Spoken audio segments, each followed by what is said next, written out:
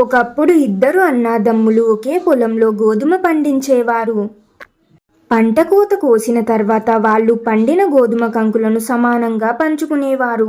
ఒక రాత్రి అన్న తమ్ముడి గురించి ఆలోచించాడు. నా తమ్ముడికి ఇంకా పెళ్లి కాలేదు, తనకి ఖర్చులు ఎక్కువ, తను ఒక్కడే ఉన్నాడు కాబట్టి తనకు చాలా డబ్బులు అవసరమవుతాయి. మళ్ళీ ఎవరిని అడగలేడు. నాకు పెళ్ళయింది, నా భార్య ఉంది, ఏదైనా అడిగితే ఇవ్వడానికి. తాను ఎవరిని అడుగుతాడు? తనకి నాకంటే ఎక్కువ కంకులు అవసరం అనుకొని అన్న తన గోధుమ కంకులలో కొన్నిటిని రహస్యంగా తమ్ముడి కుప్పలో కలిపాడు. అదే సమయంలో తమ్ముడు అన్న గురించి ఆలోచించాడు.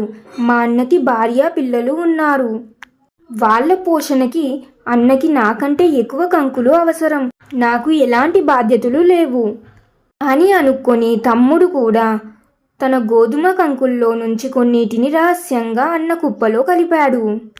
ప్రతి రాత్రి ఈ విధంగా వాళ్ళు ఒకరికొకరు సహాయం చేసుకుంటూనే ఉన్నారు.